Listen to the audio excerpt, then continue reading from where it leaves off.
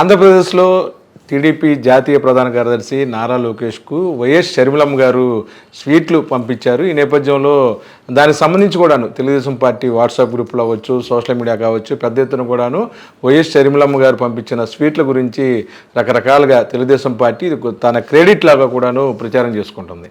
అంటే పండుగలు వచ్చినప్పుడు ఎవరైనా సరే ఇంట్లో ఉన్న సభ్యులకి నూతన సంవత్సరం వచ్చినప్పుడు శుభాకాంక్షలు తెలియజేస్తారు. ఇందులో భాగంగానే ఆమె కూడా స్వీట్లు పంపించుంటారు. అయితే దీన్ని కూడా రాజకీయంగా వాడుకోవటాన్ని మనం ఏ విధంగా చూడాలనే అంశం మీద మనతో మాట్లాడతాకి సీనియర్ జర్నలిస్టు, ఎడిటరు మరియు ఈ AP media chairman Kommineni Srinivas గారు ఉన్నారు. సార్ నమస్తే. మొత్తమే కూడాను ఎవరైనా నూతన సంవత్సర శుభాకాంక్షలు క్రిస్మస్ చెప్పే నేపథ్యంలో అందరికీ స్వీట్లు అవి పంచుతూ ఉంటారు. అలాగే షర్మిలమ్మ గారు కూడాను నారా లోకేష్కి స్వీట్లు ఇచ్చుంటారు. దాన్ని కూడాను అసలు అద్భుతం, ఆహా ఓహో అని ఎందుకని ప్రచారం చేసుకున్నారు? అది అదేంటంటే మనం నచ్చే విషయాన్ని బట్టి మనం ఫీల్ అయ్యేదాన్ని బట్టి మనం మాట్లాడతాం. ఇక్కడ షర్మిల గారు వ్యక్తిగత హోదాలో పంపితే పర్వాలా, రాజకీయ వ్యూహంతో పంపితే తప్పు, ఆవిడ పొరపాటు చేస్తారు.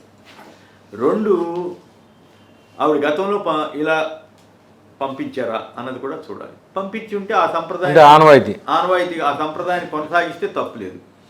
కానీ మొదటిసారిగా పంపించారనుకో అది కొంచెం సహజంగానే ఆశ్చర్యం కలిగిస్తుంది. ఎందుకు పంపించారన్న ఆసక్తి కలుగుతుంది. తెలుగుదేశం పార్టీ వారు దాన్ని తనకు అనుకూలంగా మలుచుకోవడం కూడా తప్పేం కాదు. ఎందుకనంటే రాజకీయాల్లో వాళ్ళకి అవకాశం ఉన్నప్పుడు వాళ్ళు ప్రయత్నం చేస్తారు. దాన్ని మనం ఎట్లా కాదనగలం? ఇప్పుడు ఈవిడ అలా పంపడం తప్ప రైట్ అన్నది వేరే విషయం. ఎవరిది అభిప్రాయాల ప్రకారం వాళ్ళు పంపించుండొచ్చు. లేదు ఆవిడ నేను పలానా కారణంతో పంపానని చెప్పలేదు, పూర్వకంగా పంపించి ఉండొచ్చు. కానీ ఆ పంపించడం వెనక ఉన్న లక్ష్యం ఏమిటి, ఉద్దేశం ఏమిటి అన్న దాని మీదే మనం విశ్లేషణ చేసుకోవాలి తప్ప పంపించడం వల్ల దాంతో తెలుగుదేశం పార్టీ వాళ్ళు సంబరాలు చేసుకుంటున్నారంటే సంబరాలు కాకపోతే సంతోషపడతారు. ఎందుకు? జగన్ గారి చెల్లెలు టీడీపీ వాళ్ళకి పంపడం అంటే వార్తే కదా, వార్తే. దాన్ని మనమేమి అంటే ఇక్కడ తెలుగు ప్రజలు ఎవరు కూడాను నారా లోకేష్ లీడర్ లాగా అనుకోవట్లేదు. తెలుగు ప్రజలు అనుకోవడం కరెక్ట్ గా అనకూడదు. మనం ఆవిడ అనుకోలేదు. ఆవిడ 2019 ఎన్నికల్లో చంద్రబాబు గారిని ఉద్దేశించి, లోకేష్ గారిని ఉద్దేశించి ఏ పదాలు వాడారు వాటిని నేను ప్రచారంలో అవసరం లేదు, నాకు అవసరం లేదు, ప్రస్తావించాల్సిన అవసరం లేదు. నాకేమి ఎవరి మీద ప్రత్యేకమైన వ్యతిరేకత, ప్రత్యేకమైన అనుకూలతో ఉండాల్సిన అవసరం నాకు లేదు. ఆవిడే చెప్పాలి సమాధానం. ఆ రోజు తను వాళ్ళిద్దరిని ఉద్దేశించి ఏ పదాలు వాడారు, ఇప్పుడు సడన్గా ఏం మార్పు వచ్చింది అనేది ఆవిడ చెప్పాలి తప్ప మనం చెప్పగలేదు కాదు. ఇక్కడ దీనివల్ల జగన్ గారికి ఏమైనా ఇబ్బందా అనేది అసలు ప్రశ్న. న్యాచురల్లీ వైఎస్ఆర్ కుటుంబం నుంచి ఒకరు ఇట్లా పంపించారు అంటే ఏదో కారణం ఉండాలి. రాజకీయ ప్రచారం ఏదైనా శుభకార్యం ఉండి పంపించి అందరికి పంపించినట్టు ఈయన కూడా పంపిస్తే అది వేరే విషయం, దాన్ని మనం ఆక్షేపించక్కర్లా. అలా కాకుండా ప్రత్యేకంగా పంపితేనే ఇవన్నీ చర్చ అవుతాయి. మరి ఏమైందో ఇంతవరకు లోకేష్ గారు పలానా కారణంతో నాకు పంపించారని చెప్పలా, ఆవిడ పలానా కారణంగా నేను అందరికీ పంపించాను, అందులో భాగంగా వీరికి కూడా పంపించానని చెప్పినట్టుగా నాకైతే కనపడలా. కాకపోతే దీన్ని అడ్వాంటేజ్ చేసుకోవడానికి తెలుగుదేశం ప్రయత్నిస్తుంది. దీనివల్ల జగన్ గారికి ఏమైనా నష్టమా? నష్టం అంటే నష్టం అని నేను చెప్పను, కానీ కాస్త చికాకు ఉండొచ్చు. కొంచెం చికాకుగా అంటే తెలుగుదేశం వాళ్ళు కాస్త దాన్ని అడ్వాంటేజ్ చేసుకోవడానికి చేసే ప్రయత్నంలో భాగంగా ఆయన కొద్దిగా చికాకుగా ఏంది ఇది ఇట్లా అనే ఫీలింగ్ రావచ్చు. అంతకు తప్పితే ప్రజల్లో ఎలాంటి ఇబ్బంది ఆయనకు ఉండదు. ఎందుకంటే ఆయనకు ఒక క్లారిటీ ఉంది. ఆవిడ రాజకీయాల్లోకి వస్తున్నప్పుడు, రాజకీయాల్లోకి అంటే తనతో పాటు ఉంటే అది వేరే విషయం, కానీ తెలంగాణ రాజకీయాల్లోకి వెళుతున్నప్పుడే ఆయన చాలా స్పష్టంగా చెప్పారు. ఏమని చెప్పారు? అమ్మ నువ్వు వద్దు, మనకు ఆ రాజకీయాలు వద్దు, తెలంగాణని వదిలేద్దాం అన్నారు. కానీ ఆవిడ ఇష్టపడలేదు. ఆవిడ అక్కడికి వెళ్ళి తెలంగాణ పార్టీ అని పెట్టుకుని ఆవిడ ప్రయత్నం చేసుకుంది. తప్పేం కాదు, ఆవిడకి హక్కు ఉంది, స్వేచ్ఛ ఉంటుంది. ఒక పౌరురాలిగా ఆవిడ పని ఆవిడ చేసుకుంది. ఎప్పుడైతే రాజకీయంగా వ్యక్తిగతంగా తగాదా లేదు వీళ్ళిద్దరి మధ్య, జగన్ గారికి షర్మిల గారికి మధ్య, రాజకీయంగా ఏదో తేడా వచ్చింది. ఆవిడ అక్కడ రాజకీయం చేస్తానంది, ఈయన వద్దన్నారు. వద్దన్న తర్వాత మేము ఓపెన్గా చెప్పేశారు. మామూలుగా అయితే చెప్పాలంటే కొంచెం వెనకాడతారు. కానీ వైఎస్ఆర్ కాంగ్రెస్ వాళ్ళు ఏం చెప్పారు, సజ్జల రామకృష్ణారెడ్డి గారు, మేము వద్దని చెప్పాం, ఆవిడ వెళ్ళింది, ఆవిడ ఇష్టం, we wish her all the best అని చెప్పేసి క్లారిటీగా ఒక ఫెయిర్ రాజకీయం చేశారు జగన్ గారు. ఎక్కడ అసలు ఫెయిర్ రాజకీయం చేశారు. దాంతో ఏమైపోయింది, క్లారిటీ వచ్చేసింది. ఆవిడ కష్టమైనా నష్టమైనా లాభమైనా కాకపోయినా ఆవిడే భరిస్తుంది. సో ఆవిడ వ్యవహరీత్యా ఆవిడ అనేక తప్పులు చేయనివ్వండి ఏదన్నా కానీ ఆవిడ అక్కడ విఫల నాయకురాలుగా మిగిలిపోయారు. కారణం ఏదన్నా కావచ్చు. ఎట్లా, ఆవిడ మొదట పార్టీ పెట్టినప్పుడు కాస్త జోష్ వచ్చింది. ఆవిడ వెనకాల నిలబడితే కొంత అధికారం వైపు వెళ్ళొచ్చు అని నమ్మిన వాళ్ళు చాలామంది ఉన్నారు. కానీ ఆవిడకి ఆర్గనైజింగ్ కెపాసిటీస్ ఎస్టాబ్లిష్ కాలేదు. ఆవిడ నియోజకవర్గాల వారీగా మండలాల వారీగా నాయకుల్ని శ్రేణుల్ని డెవలప్ చేసుకోలేకపోయారు, కార్యకర్తల్ని డెవలప్ చేసుకోలేకపోయారు. కానీ పోరాటం చేసిన మాట వాస్తవం. పోరాటం చేశారు, పాదయాత్ర చేశారు, చివరికి తనని అరెస్ట్ చేయడానికి వస్తే కారులోంచి దిక్కకుండా దేశవ్యాప్తంగా అందరి దృష్టిని ఆకర్షించారు. సో అలాంటి పోరాటాలు చేసిన వ్యక్తి మంచైనా చెడైనా పాలేరులో తను పోటీ చేస్తానన్నారు, అక్కడ ఆఫీసో ఇల్లు పెట్టుకుంటానని ఇది ప్రయత్నం కూడా చేశారు.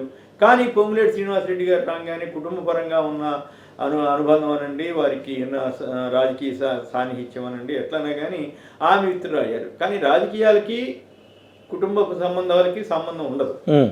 పొంగులేటి గారు పోటీ చేసినా తను పోటీ చేసి ఉండాల్సింది. పోటీ చేసి ఉంటే ఆవిడ తన మాట మీద నిలబడినట్లుగా ఉండేది. లేదు, అసలు ఆ యాంగిల్లోకి వెళ్లకుండా గొడవ లేకపోయింది. పాలేరుని డిక్లేర్ చేయకపోయినా కూడా అసలు ఆ ఇష్యూవే లేదు. సో అక్కడ ఆ రకంగా కొంత ఇబ్బంది పడ్డారు. ఆ తర్వాత కాంగ్రెస్లో విలీనం చేయడానికి ఓ ప్రయత్నం చేశారు.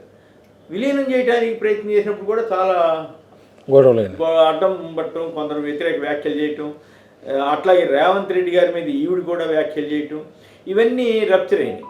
సో ఇవన్నీ కూడా ఆవిడికి నష్టం చేసినాయి, అప్రతిష్ట తెచ్చిపెట్టాయి. వైఎస్ రాజశేఖర రెడ్డి గారి కుటుంబంలో ఒక వ్యక్తి ఈ రకంగా ఫెయిల్యూర్ అని టాక్ తెచ్చుకునే పరిస్థితి రాకూడదు. రావటం వల్ల ఏమైంది, ఆవిడకి పరువు నష్టం అవుతుంది తప్ప ఇంకోటి కాదు.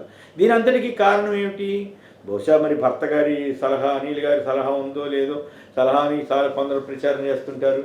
దీనికంటే కూడా ఆ తెలుగుదేశం మీడియా ఉన్నాడు కదా రాధాకృష్ణ గారు, వారి రాజకీయ ట్రాప్లోకి వీరిద్దరూ వెళ్ళారని, కారణం ఏమో తెలియదు కానీ వారు ఇచ్చినటువంటి తప్పుడు సలహాలు వల్ల కూడా ఇవి నష్టపోయారనేది కొంతమంది అభిప్రాయం. నా అభిప్రాయం కూడా అదే. ఎందుకు అటువంటి వాళ్ళు ఆవిడ ఆలోచించుకోవాల్సింది ఏంటంటే, సపోజ్ రాధాకృష్ణ గారే అనుకుందాం, ఆయన తన ప్రయోజనం చూసుకుంటాడు, తర్వాత చంద్రబాబు నాయుడు గారి ప్రయోజనం చూసుకుంటారు తప్ప షర్మిల గారికి ప్రయోజనం చూస్తారా? ఖచ్చితంగా బాగా చెప్పారు. చూడరు కదా. అది వీళ్ళు అర్థం చేసుకోవాలి. ఆయనకి అక్కడికి వచ్చేసరికి కాంగ్రెస్ రేవంత్ రెడ్డితో ఉన్న సంబంధ బాంధవ్యం షర్మిల గారితో, అనిల్ గారితో ఉండదు కదా. షర్మిల గారిని అడ్డం పెట్టుకుని జగన్ గారిని ఇబ్బంది పెట్టాలి, జగన్ గారికి నష్టం చేయాలన్నదే వాళ్ళ లక్ష్యం. సో ఆవిడ ఆ గేమ్లో పావు కాకూడదు. ఆవిడకి ఏదన్నా రాజకీయంగా ఆలోచన ఉంటే ఇండిపెండెంట్గా చేసుకోవాలి. తనకు నిజమైన స్నేహితులు ఎవరు, తనకు నిజంగా పద్ధతైన సలహాలు ఇచ్చేది ఎవరు అన్నదాని మీద ఆవిడ ఆలోచన చేసుకోవాలి. అలా ఆలోచన చేసుకోకుండా రాధాకృష్ణన్ లాంటి వారి తెలుగుదేశం ఏజెంట్ల రాజకీయ ట్రాప్లో పడేసరికి ఈ రకమైన అప్రతిష్ట వచ్చింది. అవి ఇప్పటికి కూడా తెలుసుకుంటారో లేదో నాకు తెలియదు. ఎందుకంటే సహజంగానే ఒక ట్రాన్స్లోకి వెళ్తారు వాళ్ళు. ట్రాన్స్లోకి వెళ్ళినప్పుడు అబద్ధాలు చెప్పే వాళ్ళనే నమ్ముతారు, వాళ్ళని పొగిడే వాళ్ళనే నమ్ముతారు. పైకి అబద్ధాలు చెప్పి లోపల కుట్రలు చేసే వాళ్ళనే కొంత పరిగణలో తీసుకుంటారు. మరి ఆవిడ ఏ పరిస్థితిలో ఉందో నాకు తెలియదు, తెలియకుండా మనం మాట్లాడకూడదు. పైగా ఇంకోటి ఏంటంటే, ఇప్పుడు ఏపీ రాజకీయాల్లోకి వస్తారని ఒక ప్రచారం జరుగుతుంది. ఆ ప్రచారం కూడా వాళ్లే పెట్టారు. ఇదంతా కూడా జగన్ గారు. కానీ ఏ మాట కాబట్టి షర్మిల గారిని విషయాల్లో తప్పు పట్టకూడదు. ఆవిడ చాలా క్లారిటీగా చెప్పారు, నేను ఆంధ్రప్రదేశ్ రాజకీయాల్లోకి రాను అని చెప్పారు. సో తెలంగాణకే పరిమితం అవుతాను, నేను అక్కడే పుట్టాను, అక్కడే పెరిగాను, చదువుకున్నాను, పెళ్లి చేసుకున్నాను అని చెప్పారు. మర్యాదగా చెప్పారు, దాంట్లో ఏం అభ్యంతరం లేదు. ఒకవేళ ఆ మాట తప్పి ఆంధ్రప్రదేశ్ రాజకీయాల్లోకి వచ్చినప్పుడు మనం ఆంధ్రాలో ఎట్లా ఉంటుందని విశ్లేషణ చేసుకోవాలి తప్ప, ముందుగా మనం చేసామనుకోండి ప్రియంప్ట్ చేసినట్లు అవుతుంది. అయినప్పుడు కూడా కొందరు అడుగుతున్నారు ఎట్లా ఉంటుంది అంటే నేను చెప్తున్నాను, జగన్ గారికి కాస్త చికాకు ఉన్నమాట వాస్తవం. కానీ ఆయనకి రాజకీయంగా ఏమి ఇబ్బంది ఉండకపోవచ్చు అనేది నా అభిప్రాయం. ఎందుకంటే అడుగుడిపోయిన కాంగ్రెస్ని లేపడం అంటే అంత తేలికైన వ్యవహారం కాదు. ఒకవేళ నిజంగానే ఆవిడ ప్రయత్నం చేస్తే చేస్తారని నేను అనుకోవట్లేదు. ఎందుకంటే ఆవిడ ఇంతవరకు స్టేట్మెంట్ ఏమి ఇవ్వలేదు కాబట్టి. కాంగ్రెస్ వాళ్ళు కూడా ఆవిడ వస్తే స్వాగతం అంటున్నారు తప్పితే ఆవిడ వచ్చేస్తే వీళ్ళు ఇంతవరకు డిక్లేర్ చేయలేదు. సరే, రాజకీయాల్లో ఏమైనా జరగవచ్చు. ఎవరి ఆలోచనలు వాళ్ళ వ్యక్తిగత విషయాలు మనం దాన్ని తప్పు పట్టదాం. కానీ ఈ పరిణామాలని చూసిన తర్వాత ఇప్పటికైనా సరే షర్మిల గారు ఆత్మ పరిశీలన తీసుకోవాలి. రాజకీయంగా తను ఎక్కడ స్టార్ట్ అయ్యారు, ఎక్కడ ప్రతిష్ట దెబ్బతింది, ఎలా దాన్ని పునరుద్ధరించుకోవాలి ఏమిటనే దాని మీద ఆవిడ సొంతంగా ఆలోచన చేసుకోవాలి తప్ప ఇట్లాంటి మధ్యవర్తుల నుండి ఏజెంట్లను నమ్మితే వాళ్ళ ప్రయోజనాలు లేకపోతే వారి బాసులు చంద్రబాబు గారు లాంటి వాళ్ళ ప్రయోజనాలు ఆలోచిస్తారు తప్ప షర్మిల గారి ప్రయోజనాలు ఆలోచించరు. కేవలం జగన్ గారిని ఎట్లా నష్టపరచాలన్న దానికి ఈవిడి ద్వారా ఆయన్ని ఇబ్బంది పెట్టాలనే దానికోసమే ప్రయత్నం చేస్తారు. మరి ఆ విషయం ఆవిడకి కూడా తెలిసి అంత తెలియని వ్యక్తి ఏం కాదు కదా. ఎంతకాలంగా తండ్రి గారి రాజకీయాలు చూశారు, తన అన్నతోటి ఉన్నారు, ఇవి తెలియని కదా. సో అందువల్ల ఇవి లోకేష్ గారికి అవి పంపించినంత మాత్రాన ఏమి కొత్తగా అయ్యేది లేదు, ఒరిగేది లేదు. అది కొంత రకంగా వ్యక్తిగతంగా పంపితే సంస్కారం మర్యాద తప్పేం కాదు. ఒకవేళ రాజకీయ లక్ష్యాలతో పంపితే ఆ రాజకీయ లక్ష్యం బయటపడిన తర్వాత అప్పుడు మనం వ్యాఖ్యానం చేయాల్సి ఉంటుంది.